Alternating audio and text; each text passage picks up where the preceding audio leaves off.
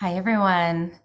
Good morning if you're here in LA. Good evening if you happen to be in Berlin or anywhere in between. I'm Rabbi Sharon Brous. I'm so happy to be together with all of you for this conversation with Etgar Keret, one of my favorite authors and a friend now for many years. I want to start by welcoming and thanking the Bronfman family.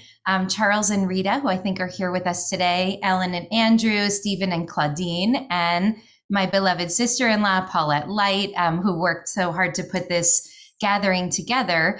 The Charles Bronfman Prize is an award of $100,000 that is given annually to a humanitarian whose innovative work is informed by Jewish values and has done good for the world, and was founded by Ellen and Stephen, along with Andrew and Claudine, years ago to honor Charles at his 70th birthday.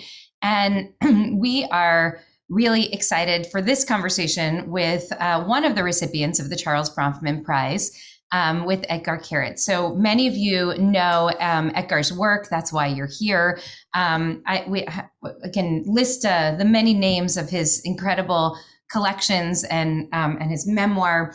His work has been translated into something like 45 languages and appears in the New Yorker and the New York Times and the Wall Street Journal, and many other publications. And we're just so excited to have this opportunity to think together about the experience of being alive in this moment, Etgar, about being a writer, about being Israeli, about being a Jew, and really about holding the complexities of our time. So thank you so much for being with us today, and just absolutely thrilled to have you. Welcome. Oh, we have to unmute you. Hold on. Can you? There you go. So thank you. It's great pleasure being here, and thank you, Paulette, for making everything happen, and thank you, David, for watching. Okay. Etgar, I would love if we could start by just talking about you and the experience of writing. But you know, one of the things that that has been written about you that I'm most moved by is something that was written about you in the San Francisco Chronicle years ago. Someone wrote, "If Kafka has the power to smash through the frozen sea of our souls, Keret perhaps can infiltrate our gray matter, adding synapses where none existed before." And as I've been preparing for this, and I got to go back and reread some of my favorite books and some of my favorite stories that you've written, I realized that was what was happening. You're creating synapses where none existed before. Your work is so imaginative, and I want to understand, especially in this time of so much uncertainty and upheaval.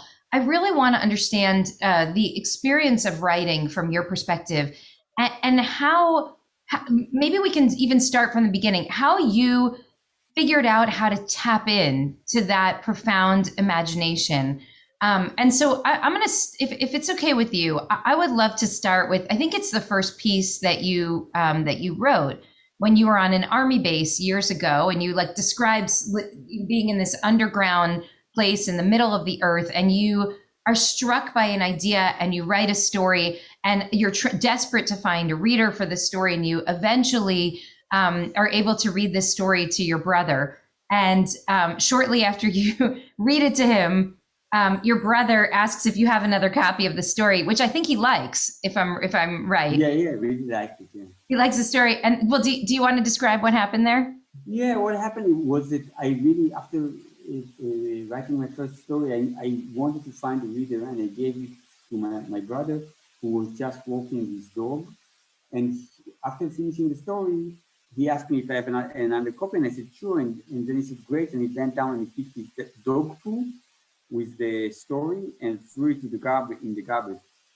And I always tell the story because I think what was really important for me in this moment is that when I see my brother totally excited about something that he had read, while my story is covered in dog poo, then it kind of, I understood in a second that the power of stories, that you know that when you write a story, then the moment it's being read, people can do whatever they want to do with this piece of paper. So it's like, in a sense, I thought to myself, you know what, like I people can burn books, but only after they read them.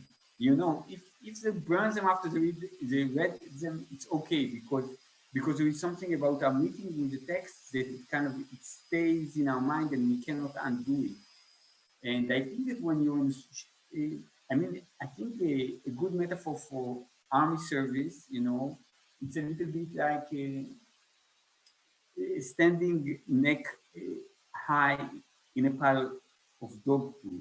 You know, I think this is how it felt like. You know, like, and when you're in this kind of a crappy state of mind, the idea that you can do something that can transcend that, because you know, let's say even in the army, when you want to tell a story, you think that there could be a commander that will stop you in the middle, or that will punish you for wanting to tell that certain story.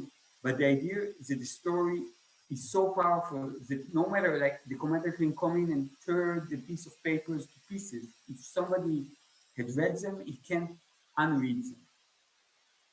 Yeah, so I want to come back to this idea. Your sound it's a little bit hard to hear you, and I can't tell if Oh, there's some okay. ambient noise, but I know people want to hear every word you're saying. Oh, that's maybe, I It's think it's, better this way? Yeah, oh okay. yes, that's much better. Okay, great. Yeah, you wrote in that piece, you said that page was just a pipeline through which I could transmit my feelings from my mind to his. And when the transmission was done, there was no more need for it. And I'm so struck by that idea. And I mean, you're talking about book burnings, and literally, I mean, in this country today, in America, there are I'm sure maybe you heard, but in Virginia, for example, there's a whole new list of books that are being called to be banned from our schools because they're teaching children ideas that the kids shouldn't be exposed to, including one book that was written by an IKAR member, Christopher Knoxon, called Good Trouble, about the history of the civil rights movement, a really accessible history. And so the idea is that these ideas are so dangerous in our society that burning the books or banning the books will make the ideas disappear. And what I loved about what you were writing from this very first story is the realization that it's the power of the idea that's introduced behind the book. And once that idea is introduced into a reader or into a society, there's nothing that you can do to take that away. But I do want to say that you know, as a liberal left winger, that what is difficult, I think, in this time, that the idea that let's say that a work of art is not kind of a carte blanche, you know, a place where you can totally be yourself. A free city is an idea that is imposed not only by the right wing, but also by the left wing. Because the funny thing is, historically in Israel, I found myself many times going on a TV show and defending people like Amos Oz, saying, so you don't like his ideas about the Palestinian state, but there is no connection between his ideas and the literature that he writes. And I would always talk about my parents being Holocaust survivor who listened to Wagner and who liked Ezra Pound and T.S. Eliot and Celine. And they said, like, we don't like the people who wrote it, but we like the work of art.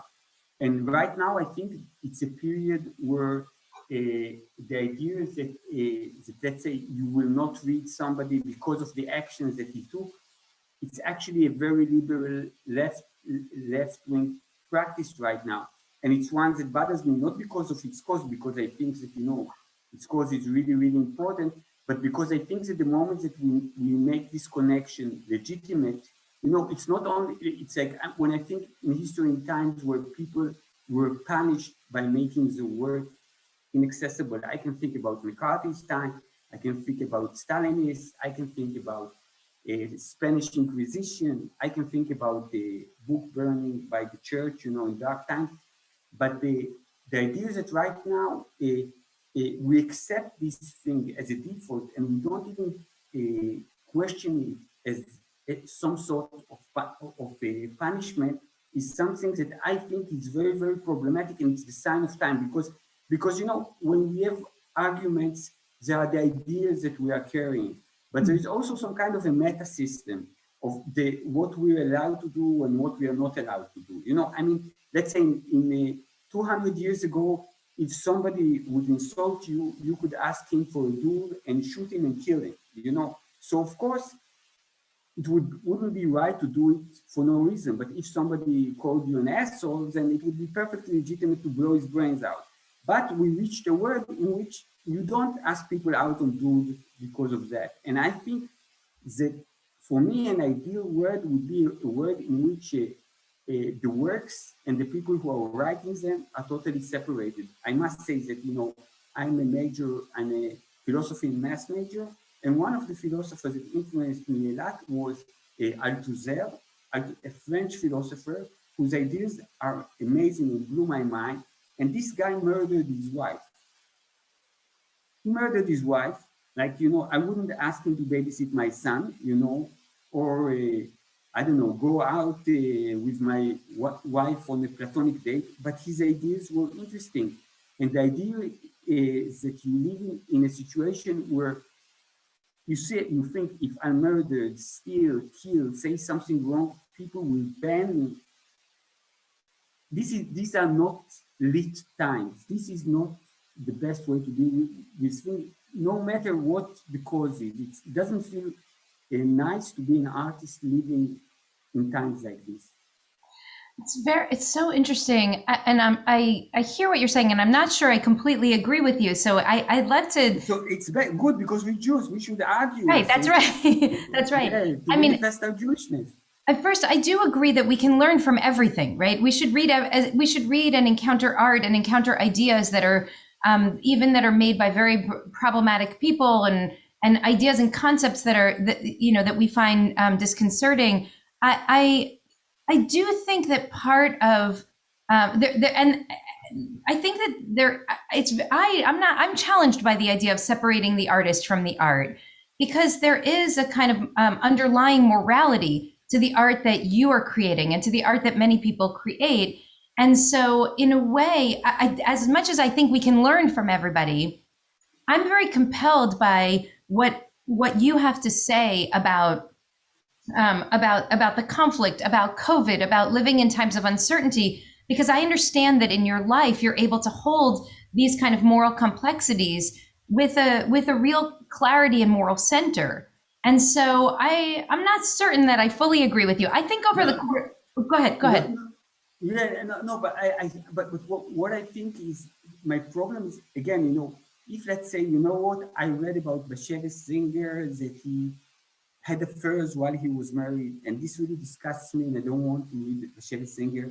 It's perfectly okay, but the idea is that there is something institutionalized. You know, that's exactly the difference between me throwing a stone at you because you get on my nerves, or me taking part in a public storming. It's not the same. And the feelings that I have now, that by the way, you know, I can draw a line between cancel culture and the BDS. It's exactly the same thing. You know, the idea that, you know, I wrote an essay about Sally Rooney, you know, not wanting to publish its work in Israel, her work in Israel. And I was mentioning, I met an Australian writer who wrote a beautiful book about racism. And it's a book that really, in a beautiful way, kind of deconstructs racism. And this guy told me that he will not have this book translated to Hebrew and published in Israel because he's a member of the BDS.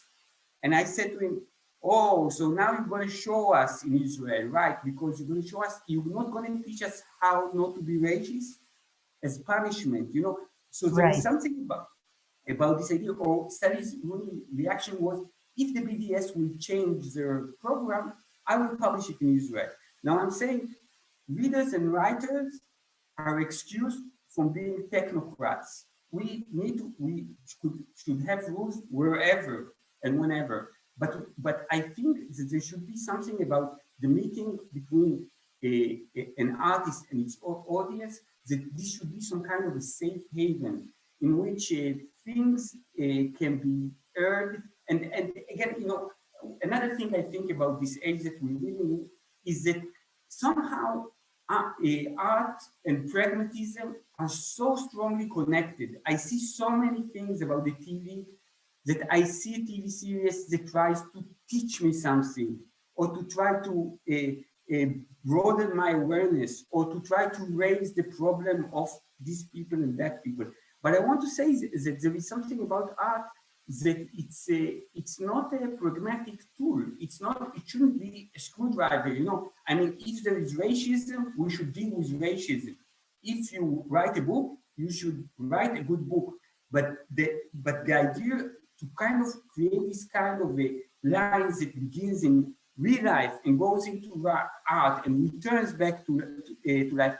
I feel it's like kind of a tying a weight on the feet of art because I think that under those kind of rules, I don't think that Lolita or Crime and Punishment could have been written. And I think that the fact that there is some kind of a voice in our head of a character that is a murderer or a pedophile or somebody that we don't like, and to think that still in this world this human voice exists is something that is terribly important.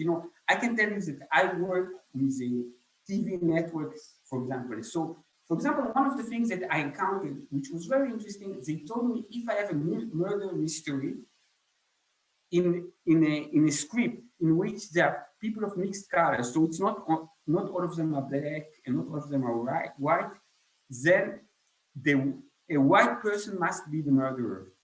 Because if it's a mix, so I can say that, even so, as an artist, when I sit down and I do a crime mystery, and there are dozens of people, I say, okay, so only 8 of them can be the murderer because it can't be a person of color.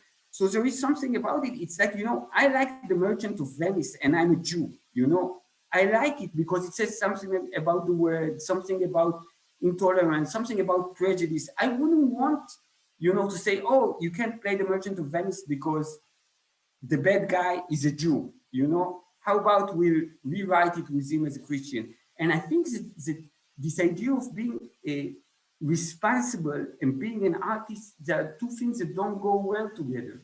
I think world leaders should be responsible.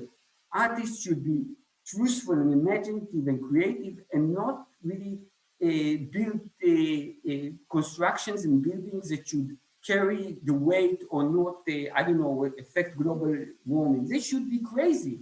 And the idea is that when you are in a world where your work and your life, everything can be retaliated by the fact that somebody will turn off your voice, it doesn't seem to me the right solution. It's like I'm saying, if I would live in a lawless place, I could understand people who break the law for good reasons. But we should remember that people who lynch mob somebody for a good cause, they're still writing in a lynch mob. This should not be our goal. This should be an indication for a situation we are in. But this shouldn't be something that we should uphold as a value, saying, you know what, you're an artist, but if you won't behave, we will not listen to your ideas. We will not tap to your imagination. This will be your punishment.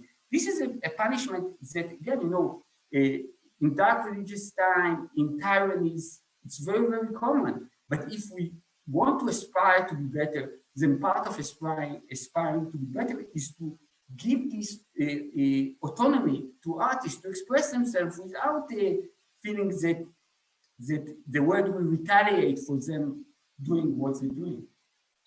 It's interesting. I read a story just this morning that I think broke in Haaretz over the weekend about an Israeli children's book author who is now being accused by numerous women of sexual abuse and assault while they were girls and young women.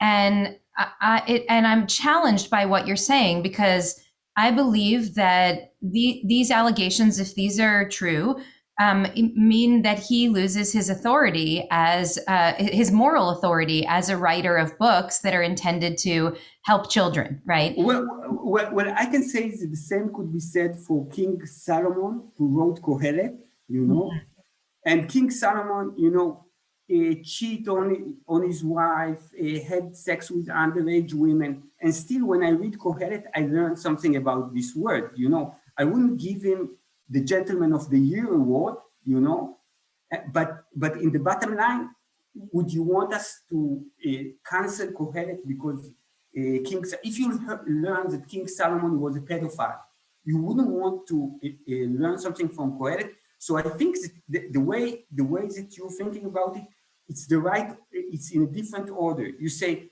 here's a guy who's a sex molester and he wrote a book. Should we read his book? But the idea is that the book exists independently. And if this book was a masterpiece, so you should go to the book that is most important to you. I don't know, if I learned that Kurt Vonnegut, who wrote Slaughterhouse-Five, or that Franz Kafka didn't pay their taxes or were mass murderer, then I couldn't say, I don't want to read the Metamorphosis again, or the Metamorphosis is not a good piece of art, or I won't teach it just because the guy did something wrong. And I think that you know, that we live in a world where, I don't know, between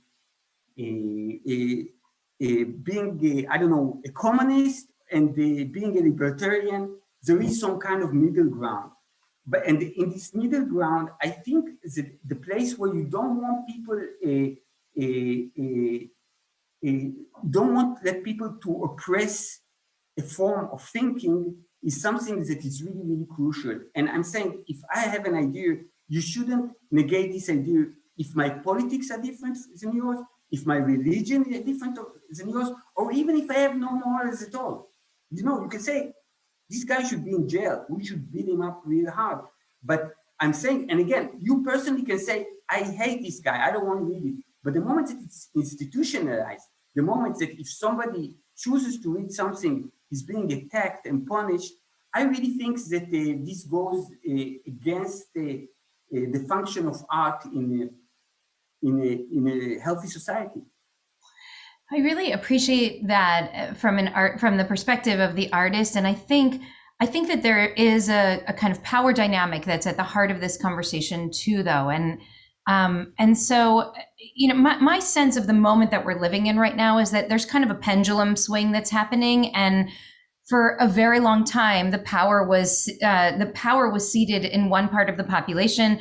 That's the voice that was recorded, that was printed, that was handed down generation to generation. And now there's kind of a counter testimony that's emerging to it. And sometimes there's an orthodoxy around the counter testimony that matches the orthodoxy of the original narrative too. And for people like me and presumably you, I think we're equally uncomfortable with both orthodoxies. My sense is that the pendulum at some point, once the power dynamic is rectified or addressed, will land in some place that feels more fair. I tend to agree with you that shutting down discourse and you know what is called, you know, what we now call cancel culture, even though I think it's a bit of a manufactured crisis that was created by the right in order to kind of scare people away from criticizing those in power when they deserve to be criticized. But I think that part of what's happening because of the sort of extremism and the reactivity is that it's pulling us back to the side of the original power structure, which was also problematic. And what I'd like to see is much more open-hearted and thoughtfulness and engagement. Again, but I think that the problem here is that you're mixing two things. One of them is the problem, or the way that women don't feel safe and they're constantly attacked and they're living in an unfair world, or gay people or whatever. And the other is the measure in which you want to deal with it. Because it's really interesting that, let's say, many of the liberals who would be against capital punishment. Now, capital punishment is given to people who are murderers and rapists and pedophiles. And you say, those people did wrong. They should be punished, but I shouldn't take their life. I think to say to somebody, he's an artist and his punishment will be that his art will not be heard, for me, it's like capital punishment for art. And I'm saying that this has nothing to do with the cause that starts it. I think that it's not about is it a right fight? Of course it's a right fight, but it's the question what you do in a right fight.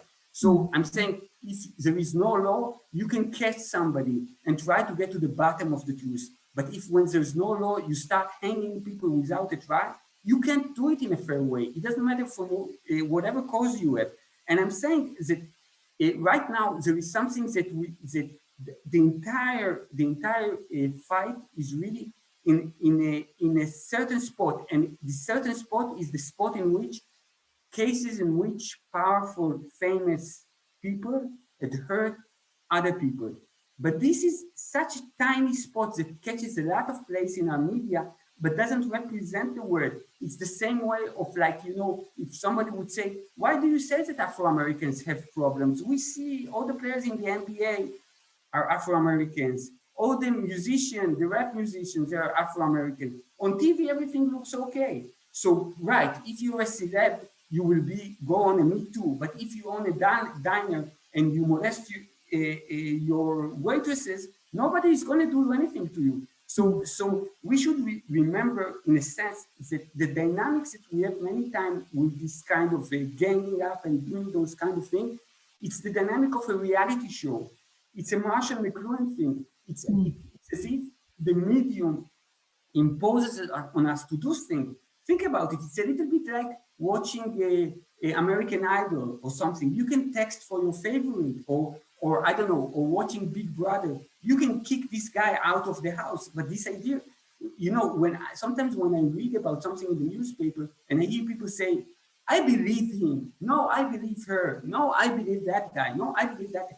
I must say that my position as somebody who connects with the media is not that I want the media to say, hey, you're our new appointed judge.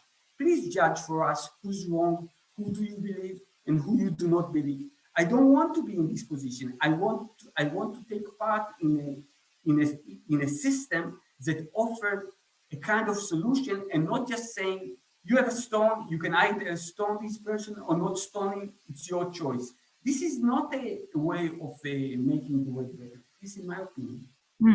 Well, so there's obviously so much more to unpack here, but I want to connect what you're saying now to something that I've been thinking about a lot as I read and reread your stories about the cultivation of empathy, because I think that part of this is about how can we actually see each other? Can we envision? Can we imagine someone else's experience? And so I want to let's think and talk about this if we can. I mean, first of all, let me say, for those who don't know, that Etgar is in Berlin now, where you moved with your family for the year, right? And so, you've written a lot about the Shoah and the way that the history of the Holocaust has, sort of established a foundation of your own self-understanding, identity. Your father lived for 2 years in a hole in the ground, essentially outside of his village in Poland.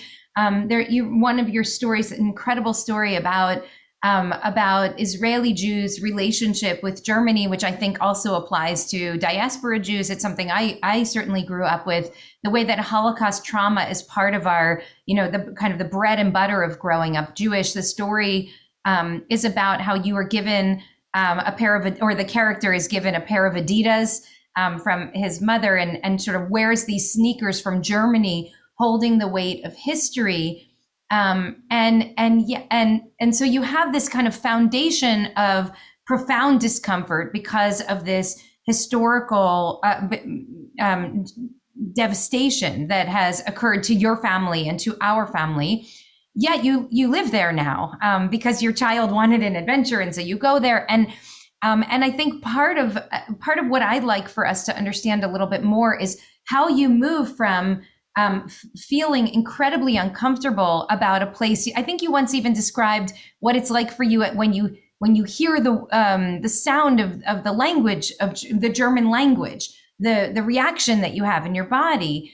And yet you chose to move to that place because you also experience the humanity of the people who are there, and somehow your creativity and sense of adventure is also awakened when you're in that place. And so can we shift course a little bit and think about, can you help us understand how that part of you works, so that you could be in a place that's profoundly uncomfortable and still cultivate some sort of empathy so that you can be open enough to having the very kind of experience that you're describing here. Yeah, well, I think that the thing that attracted me to Berlin was as somebody who's second generation to Holocaust survivor and who lives in a society that kind of seeks its identity, then, many times, let's say when I go to New York, I feel it's like a museum of the 20th century in that sense that I know exactly what I'm expecting. If I go in New York and I meet a policeman and he'll be skinny, I say to him, hey man, go eat a donut. Don't you know you're a policeman in New York? You should be fat and eat donuts. I saw the movies. Or, and the same goes for Paris, which is a museum of the 19th century. There is some kind of a closed conception of what does it mean to be New Yorker? What does it mean to be Parisian? And I think that both in Israel and in Germany, because of the Holocaust, you have this kind of second generation of people who are contemplating what is our identity when our identity has to be created from that black hole in our past. And I think that for me, the fact that I'm communicating with people who have a problem with their past, who are trying to understand what their parents did, there is some kind of an affinity, even if our historical stories are completely different. Because what I really feel is that there is something kind of moral or soothing for me to be in a country that acknowledges the fact that they did something fundamentally wrong and that they want to fix it.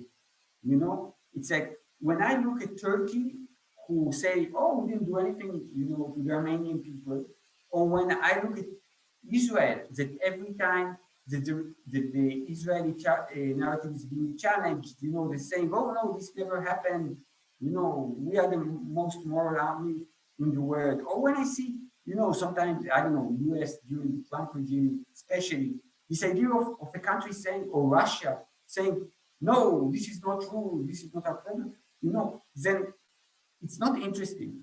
It's much more interesting to see somebody who assumes responsibility for what he has done and tries to deal with it.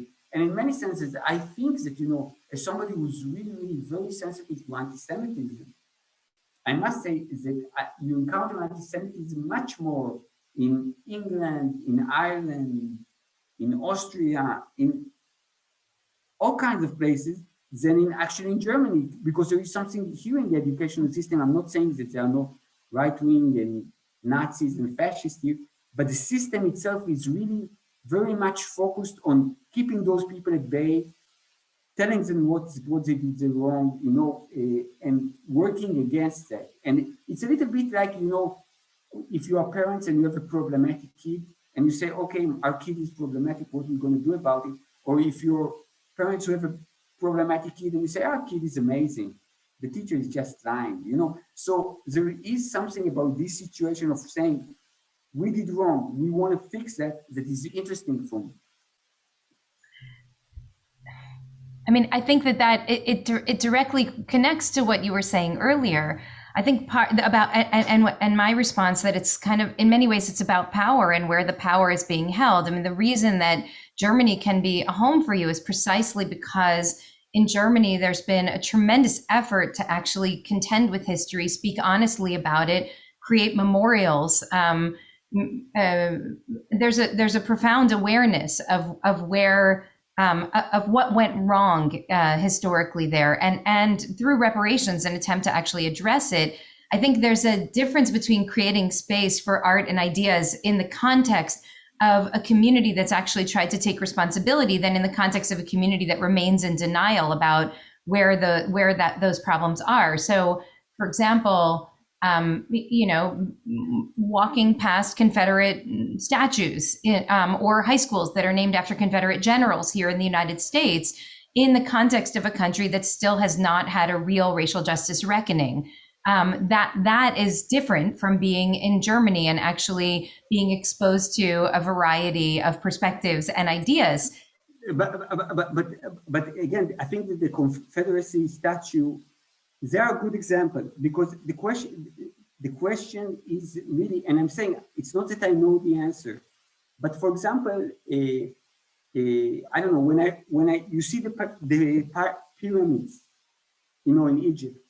Now the pyramids, you know, were built by slaves, you know, and actually probably Jews. Then, but if somebody would set a movement saying let's dismantle the pyramids because they were built, you know, by exploiting people and hurting their freedom, then it would seem maybe a little strange, you know, to some people. Now, what I think is that the problem is that if the US would be a healthy society that is not racist at all, I actually think that the Confederacy statues would not be such an issue because we say, hey, this is behind us. You know, now if I'm a person of color, you know, nobody will say anything to me. I have the same chances. So this is part of my past and I accept it as part of my past. But the moment that you feel that some people admire the people of the Confederacy and they see themselves as the continuers of the way, then the statue becomes a problem.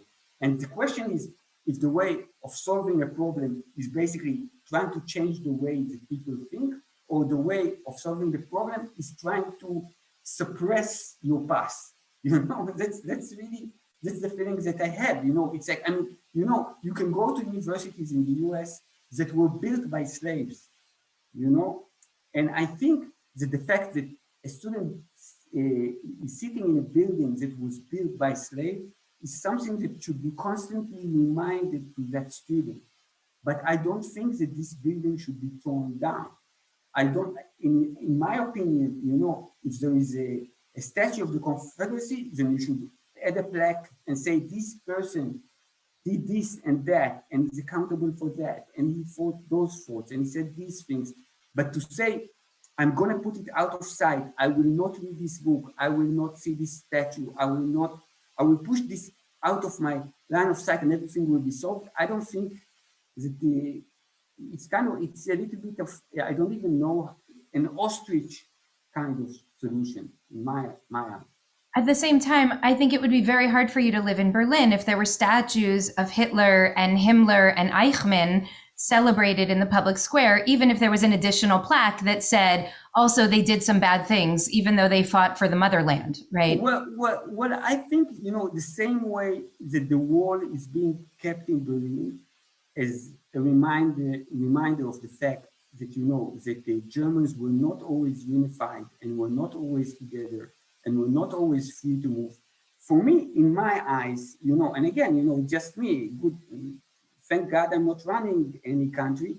I would say that if there is a statue and a statue that represents something that I don't like, but that I could leverage it to say to people, hey, you know, a statue of Hitler, you know, in a sense, or a statue of, I don't know, something that ridicules Jews, it's kind of a proof of something historically that had happened. You know, the same way that you don't want to dismantle, I don't know, Auschwitz or the gas chambers, then you want, and the question is really a question of attitude. If there is a statue of Stalin and people go there every time and spit on him and throw tomatoes, it's different. But if you say, if I have a statue of Stalin, everybody will want, you know, a Stalin guy to come and rule us again, that's when you have a problem. And I really think that in the US,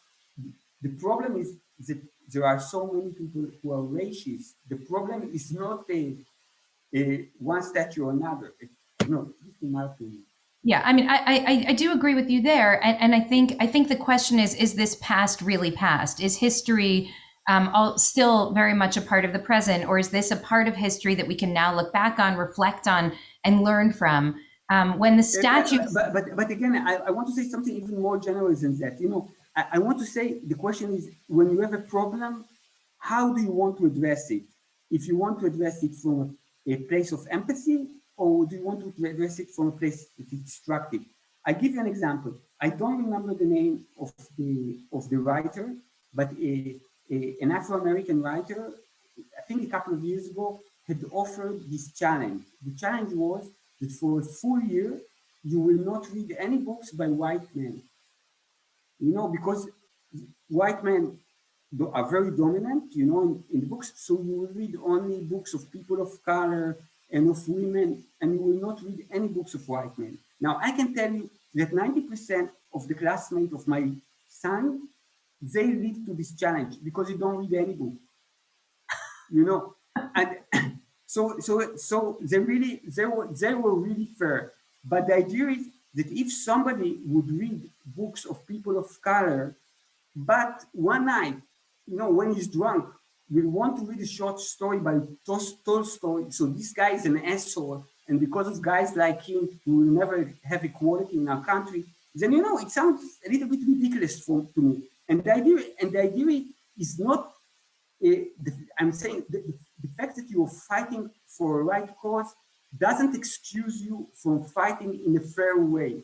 And I think that, you know, when I see Trump people doing what they're doing, it's easy for me. I say, you know, those are not my people. But when I see people that I share so many values with, act in a way that is aggressive and sometimes irrational and unfair, then it bothers me more. The same way that as a liberal left-winger, I criticize the Israeli government much more than I criticize Palestinians. I say to my Palestinian friends, you criticize the Palestinians. This is your job. My job is to criticize my own people. There, I very much agree with you. As a Jew who also is on the left, I also wonder what the real danger is of reading only people of color for a year. I mean, this is what we're saying about the pendulum swing. The idea is not to throw Tolstoy away, but to really try to focus for some period of time on the voices that have been marginalized or invisibilized so that we can. So the question is, how do you do it? I mean, if you would say, you know, the best way to bring to awareness people molesting women would be that women will start molesting men. You know, I mean, it is a way, but I don't think it will make the world a better place. And I'm saying that when somebody states a challenge in a negative way, saying, do not expose yourself to a certain kind of voices, it's not a good challenge. You know, a challenge should be read 20 books by people of color, read 30 books by women. This is a good challenge. Saying, don't read somebody because he's white, because sometimes people didn't read somebody because he was black. It's not really a good way of dealing with the problem. It just basically, it's an eye for an eye kind of philosophy, but it's not an idea that makes the world a more fair place. And out of the context of real systemic power imbalance, I think that the fair thing would be pure equality. And yet we understand the difference between equity and equality. We understand that in order to make space for certain kinds of voices, there has to be room has to be created. And ultimately, it's not fully fair, right? Because what we want is to live in a world where everything is equal. But when there's so much inequality in the world, some people need to have space actually created for them. I want to go back. I want to actually push us back because Etgar, I wish But Sharon, so just to understand, so you actually think it's a good challenge? Well, I'm challenged by it. I mean, I know of a rabbi. What could be good about a challenge that basically what it says that you are not allowed to read a certain kind of books because of the gender of somebody who has written them? I'll tell you. Okay. I'll tell you why. I'll tell you why. What could be good about it? If you think about, I'm thinking about Rambam's Mishneh Torah, where he says if you have a trait that's an extreme trait, what you should do is for 40 days train yourself, practice the other extreme. Not so that if you're very greedy, you should go to excessive generosity. You give anything to anyone who asks, not because you ultimately want to live that way, but because the only way to address your greediness is to train your heart differently so that at the end of the day, you can hold you can hold something that's somewhere more moderate in the middle. If you're a person who... But your example, your example is, in your example, the Rambam said, go and be generous. In my example, the writer said, don't read certain kind of people Okay. for a political reason. It's not very much Rambam like. And I just want to say to you as a rabbi that during that year, nobody's going to come to your synagogue because presumably, books that written, let's say by Solomon, presumably he was white and a man. So if you want people not to read the Bible, or certain parts of the Bible for a year, then you'll have to look for a second job. So but the challenge that you raised was not never reading the Bible or never reading another book written by a white man. The challenge you raised was by some professor, or you said that there was a person who said for 1 year that we focus on books written by people of color. And so I want to give you this example. I have a rabbi colleague who decided. I'm sorry. It's not that we focus on books on people of color, but that we focus on not reading books by white men. So that's the difference. And I'm saying the difference is in rhetoric. Sharon, I have no beef with you, but I think that you have a problem of criticizing people who presumably are saying things that are positive. I'm saying the way that I see it is just that you're too nice, but I knew that before. I may be too nice. I'm going to work on, Rambam would say I should be very aggressive and cruel for 40 days and see what happens, and maybe I'll end somewhere in the middle. But I do want to try to understand it, and I will tell you. I'll testify for you in the trial. After those 40 days, I say, Sharon wasn't always like this, This shotgun thing is only for 40 days. She's going to be okay now. So I want to tell you. No more school shooting after those 40 days are over. I have a colleague who will only quote, who actually tried for a certain amount of time, and maybe it may have been a year, to only quote women, rabbis, and teachers of Torah in her divrei Torah, in her sermons. That's extremely difficult. I mean, if you go through, I would say 95% of my sermons, where I'm very aware, and I was raised as a second wave feminist, and in the 90s, and 95% of the people I quote are men, because the overwhelming majority of our written tradition was written by and for and passed down through men. So it's very, very difficult to seek out women's voices unless you actively determine that that's important to you and that's what you're going to do. And so on one hand, you could say she's missing all of this incredible inspiration because she's choosing to only look at the women. On the other hand, she's creating space in a field that is heavily dominated by male voices to hear the quieter voices that sometimes appear in the white space between the black letters on the page, right? The voices that weren't often written down, the voices that were suppressed, the voices of people who were not considered or who are not embraced by the mainstream, whether those are women's voices, non-binary, trans voices, the voices of people of color, creating the space for a counter narrative. And it's not because, I don't know what she does, but for me, it's not because I don't want to cite Abraham Joshua Heschel or Rambam or Rabbi Akiva anymore.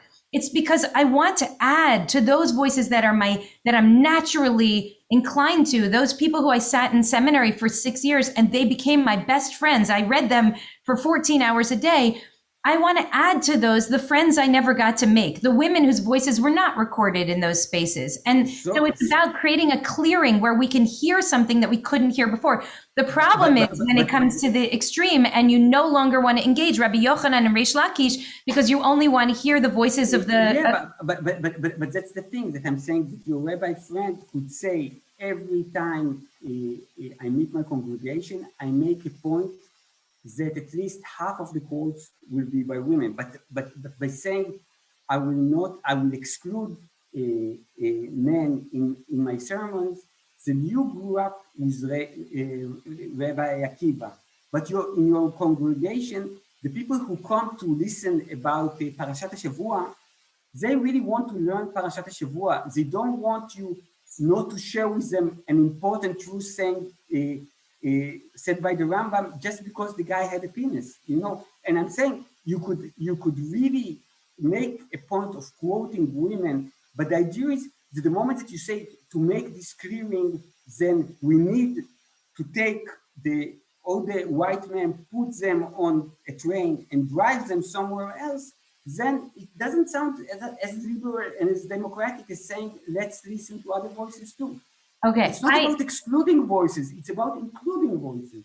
Yes, I agree with you, and in this way. I will tell you that when David and I were at Columbia on the on Butler Library, the big library in the front of the college, all the names that are engraved in the library are all men's names. And for Women's History Month, we researched and collected an assortment of women authors who we wanted to also lift up.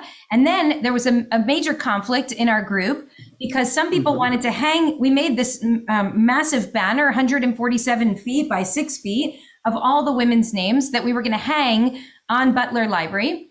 Some of the women wanted to hang it over the men's names, like cover the men's names with the women. And I said, no, I wanted to put it beside the men's names because ultimately we don't want to not read Plato and Thucydides and Aristotle. We want to also add the names of Toni Morrison and Sappho. We want to add to this a much bigger chorus of voices. So I think what we're actually, the dispute between us is ultimately what's the best way to create a more equitable reality?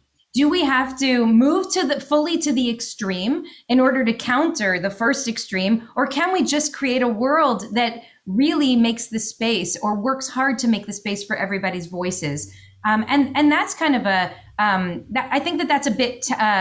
It's a bit of a tactical question, right? What's the best way to achieve? So I can tell you it's a poetic question because I think that you keep using the metaphor of a pendulum. Yes. And when you use the metaphor of a pendulum, then you say the pendulum went to that direction and then women were oppressed. And then it will go to this direction. But the idea is that we have 3 dimensions.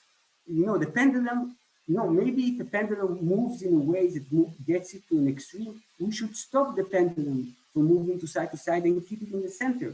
So I'm saying that this idea, when the moment that you say it's a pendulum, you say this is the law of nature, this is physics. What happened to us will happen to them, and then we will rest. But I think that it's not true. I think that the way that I see, there are values, and there are what you do with your values. And the fact that you have good values doesn't mean that you can do things that are wrong with those values.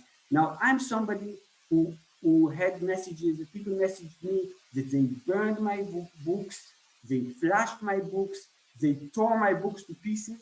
And all those people told me that they loved them. But the reason that they did it was because I'm for a Palestinian state. Mm-hmm. Now, I'm saying that as a liberal left-winger, this kind of sounds wrong to you, But let's say if I would, if all my books would exist, but I would say something, I don't know, ridiculous. I don't know, that the earth is flat, or that, I don't know, the Jews are smarter than Gentiles, or anything like that, then, would you really think that it would be appropriate to say, you know what, the things that you wrote that had moved me, or that had made me see my partner in a different light, all those things had become by in a minute irrelevant. I don't think that it's right if people want to boycott me for being pro-Palestinian, and I don't think it would be right if people would want to boycott my writing for any reason, unless it sucks, And some people really say we don't read it because you're boring, and that's good enough. But this is really the place that I'm aiming for, because the moment that you say there are no borders, then basically you really say this stuff should only be done for the right cause. And again, when you hang people for the right cause, then who decides what the right cause is? You live in a world where people are being hanged. Well, I don't think people should be boycotting your books for any reason. And part of it is precisely because in the way that you're creating these synapses where nothing existed before, you're actually forcing, you're inviting the reader, I would say, into a contemplation of a different kind of reality. And so it's exactly, your stories are doing exactly what you're suggesting here, that when we sit in the place of the discomfort, it forces us to question some of our own assumptions. And I really appreciate that. And I want to, because our time is so short, we only have about 10 minutes left.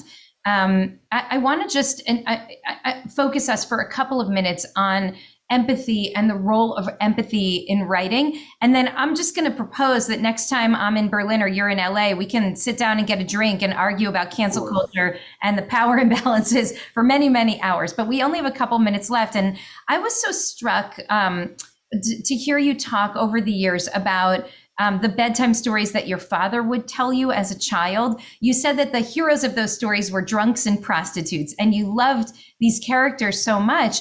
And you realized that part of the reason that you were so compelled by these stories is not because the plots were so compelling, but because your father was, as a Holocaust survivor, was working hard to desperately to help you find humanity in the least likely places, right? That there was something about, you said there was something about the desire not to beautify reality, but to persist in searching for an angle that would put ugliness in a better light and create affection and empathy for every wart and wrinkle on its scarred face. And you've talked about Lev, your son, and how you've tried to build a kind of empathy toward Palestinians by setting up checkpoints in the living room and making him, pass through checkpoints and asking him questions. Where are you going? And he'd say, I have to pee. And you'd say, why do you have to pee? When's the last time you peed? Why should I give you the right to pee? And kind of cultivating within him not only a sense of awareness of the other, but growing in him also a sense of himself, that his heart is enlarged by his awareness of the other. And I wonder if you can just reflect on that a little bit for us in these last few minutes that we have together, about how through imagination and through writing, we can actually create a kind of empathic outlook toward even people who were least likely to see and find the humanity in. I think that when we live our life, it's like, it's not a multi-camera production. We're all the time in our own point of view. We all the time see things from our angle, our consciousness. So, for example, I don't know, if I go to a pharmacy and I want to buy something, and there is a guy in front of me and he talks a lot to the pharmacist, it gets on my nerves because, I'm not parked well outside and this guy, come on, like, it's not a talk show, get what you want and it's my turn now. But at the same time, it could be that this guy is basically asking the pharmacist the right instruction to use the medicine he wants to give to his child. So the fact that I can alienate from the situation and be based in my story, it's a little bit like each of us in the movie of our life, we are the stars. We are the Brad Pitts and the Angelina Jolies of the movies of our life. And all the other guys are extra, just kind of moving around. And I think that what we get from literature is that we change our point of view. We put the camera somewhere else. The extra suddenly become the lead star. And the fact that it's fiction, it excuses us from arguing all the time in a petty way about the details, which is things that people usually like doing. And it also negates the danger that we have in real time.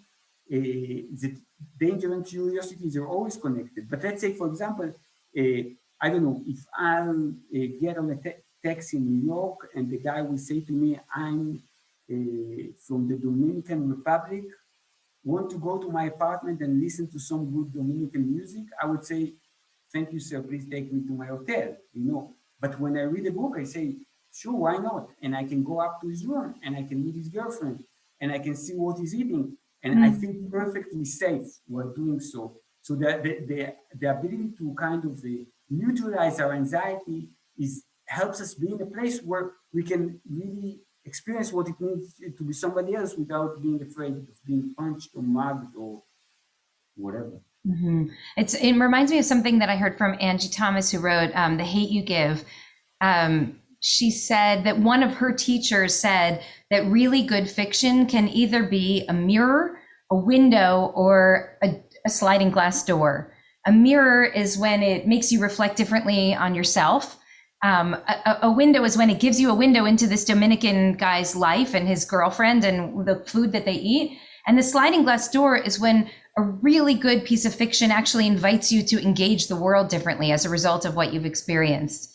And I think that's such a powerful image that's really stuck with me. What I like in literature is many times when you have a distorted mirror, a mirror in which the reader can recognize something of herself or himself, but in a distorted way. And there is something that I really like about it, because let's say, again, if we talk about distortion, if I read Crime and Punishment, or if I read the Lolita, then I see somebody that in some way I can empathize with him, but this guy is a murderer or a pedophile or whatever.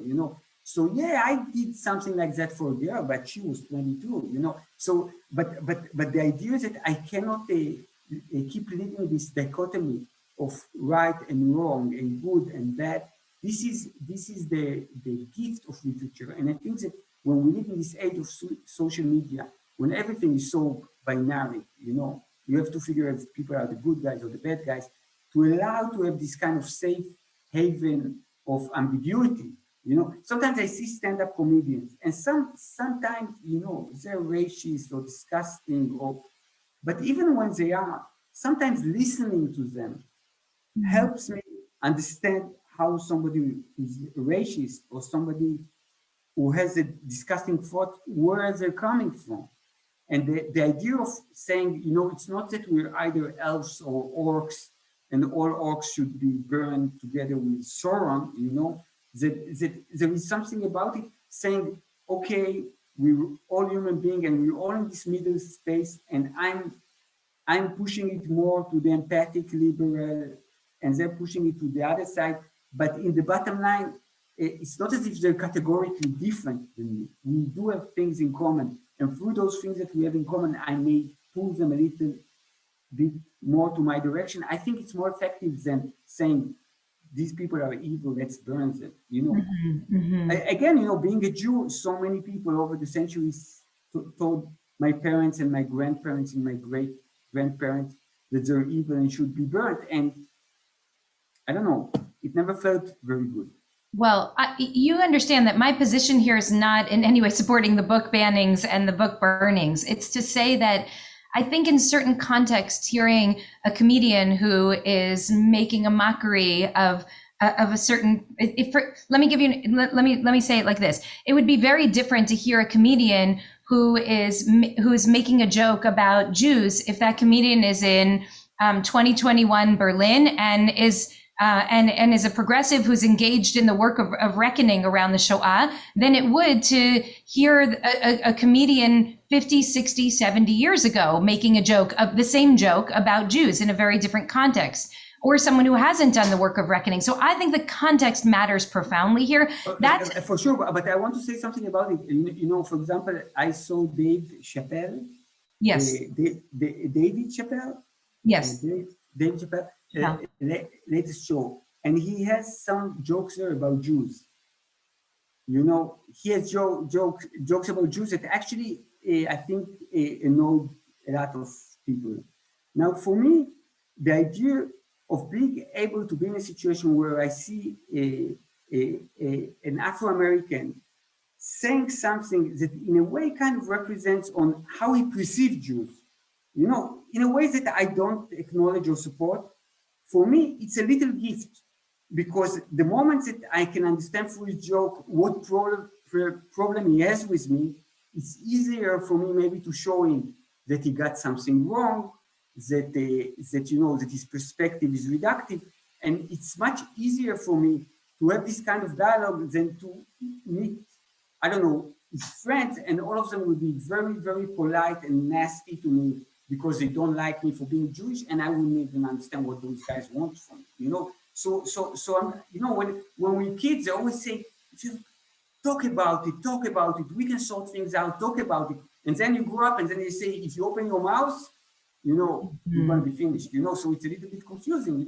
When did it happen? In high school, in middle school? Somewhere they flipped over. Well, I will say in this conversation, I'm the one who's sort of being painted as as the radical left here. So I'm gonna hold that for a moment, that caricature, because in other conversations I'm taking the position that you're taking. But I will say that I'm more left and you're more radical. I would argue that. I'm not.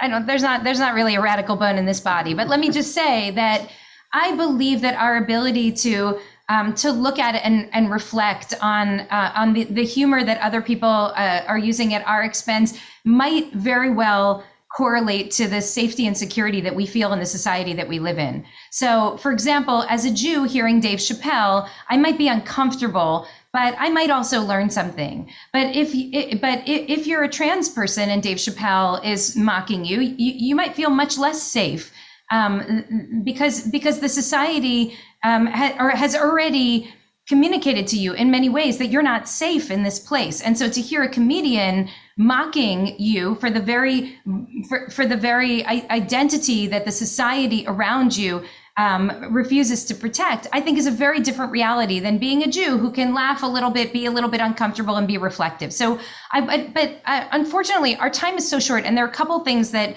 I really want to do before we close. And again, I wish we had many hours for this conversation.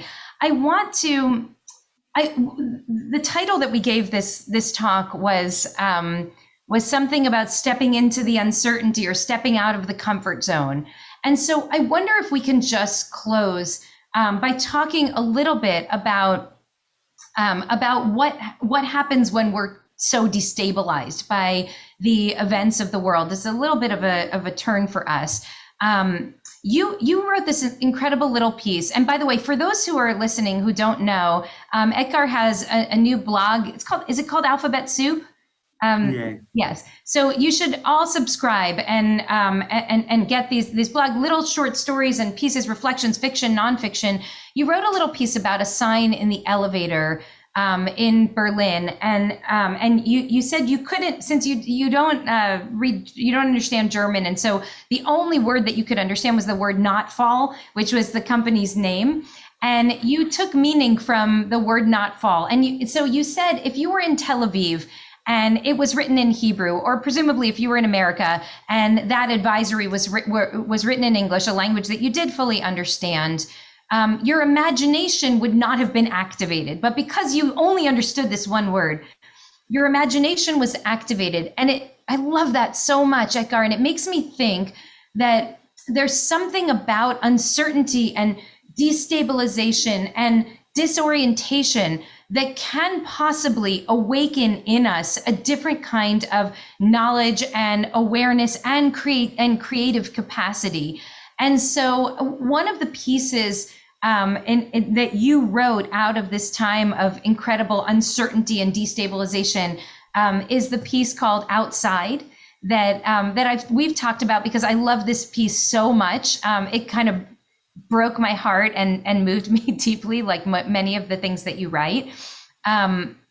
And I would love if we could close with you reading from this piece for us. It's a very short story. So for those who are here, I just invite you to stick around if you can for the next couple of minutes. It's a short piece. And I will say one of our beloved board members, Lauren Buckman, who's actually the president of the Pasadena Arts College, just came out with a brand new book called Make to Know. And his idea is that the writing process, the creative process, is one that you don't know what you're creating until you enter into the space and you just start to move with it. And I was so struck by the sense of Make to Know as I was in particular reflecting on and reading this piece, thinking about how the uncertainty, the moving ground, when you enter into the space of uncertainty, something that is beautiful can come out. So beautiful and also troubling. It's like all of your stories, it's both beautiful and deeply troubling, but it forces us to think differently about who we are and how we live in the world. So if it's okay, I think it would be such a treat for these wonderful folks who came to join us this morning for this conversation, if you could read for us this story called Outside by way of closing our conversation today. And then we may have to invite you back to follow up on this so that we can continue this conversation. Great. I'd love to. And I want to say about Outside, I wrote it for the Cameron project, the New York Times that they published. And what I wanted to say is that it was a story that had to deal with the pandemic in some sort of way. And one of my problems, as you see, I'm a person who's never contempt, all kind of stuff bothers me, was that when I read a lot of people writing about the pandemic, there was this kind of, some kind of a nostalgic tone, kind of saying, the world was beautiful, we hugged each other, we touched our neighbors, and now it will never return because the pandemic took it from us. And I thought to myself, you know, the old world wasn't necessarily a word that I miss. You know, if we have a chance of kind of going further, maybe we can aim to go to a place that is better and not kind of invent to ourselves that the past was so great. So I read the story. It's called The Outside. 3 days after the curfew was lifted, it was clear that no one was planning to leave home. Etgar, For I'm reasons, sorry, I'm just going to interrupt you for a second. Can you go closer to the mic so that we can fully hear you? okay. There you go. Thank you. Can you start again? Thank you. 3 days after the curfew was lifted, it was clear that no one was planning to leave home. For reasons unknown, people preferred to stay inside alone or with their families, perhaps simply happy to keep away from everyone else. After spending so much time indoors, everyone was used to it by now. Not going to work, not going to the mall, not meeting a friend for coffee, not getting an unexpected and unwanted hug on the street from someone you took a yoga class with. The government allowed a few more days to adapt, but when it became obvious that things weren't going to change, they had no choice. Police and army forces began knocking on doors and ordering people out. After 120 days of isolation, it's not always easy to remember what exactly you used to do for a living. And it's not as if you were not trying. It was definitely something involved. It was something involving a lot of angry people who had trouble with authority. A school, perhaps, or a prison. You have a vague, you have a vague memory of a skinny kid just just sprouting a mustache, throwing a stone at you. Were you a social worker in a group home? You stand on a sidewalk outside your building, and the soldiers who walked you out signal for you to start moving. So you do, but you're not sure exactly where you're headed. You scroll through your phone for something that might help you get things straight. Previous appointments, missed calls, addresses in your memo.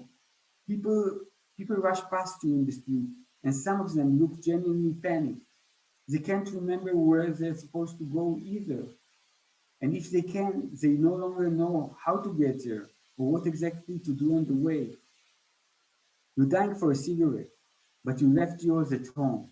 When the soldiers barged in and yelled at you to leave, you barely had time to grab your keys and wallet, even forgetting your sunglasses.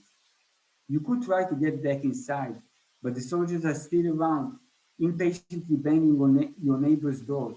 So you walk to the corner store and find you have nothing but a 5 shekel coin in your wallet.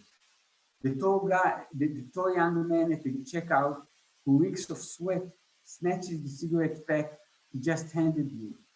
I'll keep it for you here. When you ask if you can pay with a credit card, he grins as if you just told him a joke. His hand touched yours when he took the cigarettes back, and it was hurried, like a rat. 120 days have passed since someone last touched you. Your heart pounds, the air whistles through your lungs, and you're not sure if you're going to make it. Near the ATM sits a man wearing dirty clothes, and there's a tin cup next to him. You do remember what you're supposed to do in this situation. You quickly walk past him, and when he tells you in a cracked voice that he hasn't eaten anything in 2 days, you look in the opposite direction, avoiding eye contact, like a pro. There's nothing to be afraid of. It's like riding a bike. The body remembers everything, and the heart that softened while you were alone will harden back in no time. I want to say this is one of those stories, Etgar, that I have thought of every day since I first read it during this time of COVID. And I am so grateful to you for softening our hearts again and again, by awakening us to images and to stories and to narratives that are not in any way obvious, because they are born out of your incredible, capacious heart and your ability to imagine in a world in which we are not trained to use our imagination. And I'm just deeply grateful to you. I will continue to strive to keep my heart soft, even as we re-enter this world that is sometimes so hard. I hope that you will do the same. And I'm grateful to everybody who's been with us today, for this incredible opportunity to hear from and learn from you, Etgar Keret. Thank you So, so much. thank you, Sharon. Really, I like so much disagreeing with you, because really there is something so intelligent and great integrity in the way that you speak, that you know that, and even when you have strong convictions, you always listen. You know, and that's not many people do that. So thank you for that, and thank I want to thank the Bronfman Foundation for initiating this in the first place. Well, I want to tell you that one of my colleagues, a rabbi, wrote recently, it's a hard world, but it's a wonderful world too. And I feel that about the time that we're living in. I feel it's a hard time, but it's a wonderful time too. And so the important thing is for us to keep our hearts open and to continue learning, even through disagreement, even through challenge, even through struggle. I know that our world is profoundly enriched by your voice and your presence. And so I'm just deeply, deeply grateful to you.